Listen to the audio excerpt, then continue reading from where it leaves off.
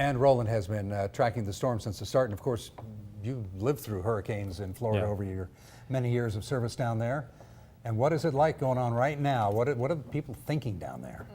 Right now, it's people are scared, absolutely petrified, because there's really nowhere to go. Yeah. So now, and you've been watching this hurricane for weeks. You've seen the damage that it has done, you know, upstream from you. So you've seen what it's done to the Bahamas, or excuse me, to the Bahamas, not the northeastern islands of the Caribbean. You've seen what it's done to some of the other local islands, and now you're watching this beast and it's finally approaching, and now you're going, okay, what's it going to do to us?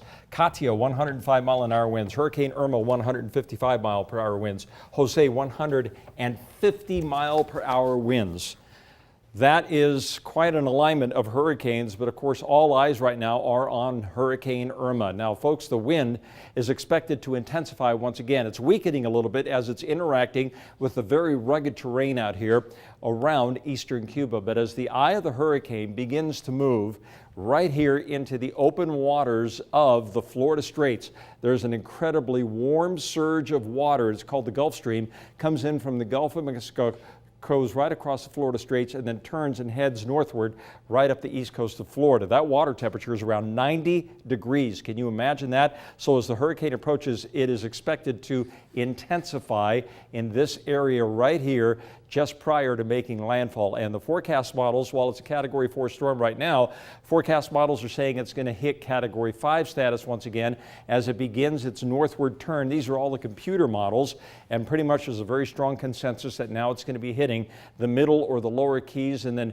making landfall right in southwest Florida, heading up the spine of the peninsula. But with this kind of a scenario, with that strong of a storm, now both of the coastlines will be dealing with significant storm surge as the storm tracks northward. There could be millions upon millions of people without electricity for quite some time. Winds up to 150 miles per hour, storm surge of 8 to 12 feet.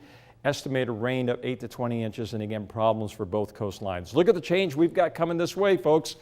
It's going to be warm. This is Monday, Tuesday, Wednesday, and Thursday. Why is it all of a sudden we're going to temperatures down to 70 degrees and 67 degrees by Thursday and Friday? It's going to be because of an approaching cold front.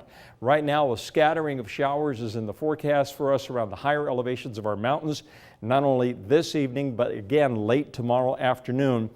And then we're going to be watching for this cold front that approaches later next week. Here's my 7-day forecast for the valley itself. 88 degrees tomorrow. All in all, I'd say a nice weekend. A little bit on the smoky side still. Just because we got a little bit of a break today doesn't mean it's going away completely.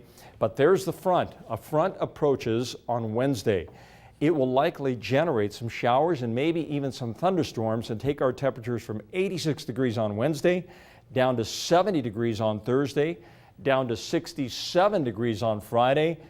That is the scenario that we need to have in order to start clearing some of the smoke permanently out of the area and helping firefighters get a little better handle. Lower temperatures, higher humidities means the smoke and the fires will start burning more slowly. Can't wait for that. Yeah, that'll be a nice break. Okay, Roland, thank you.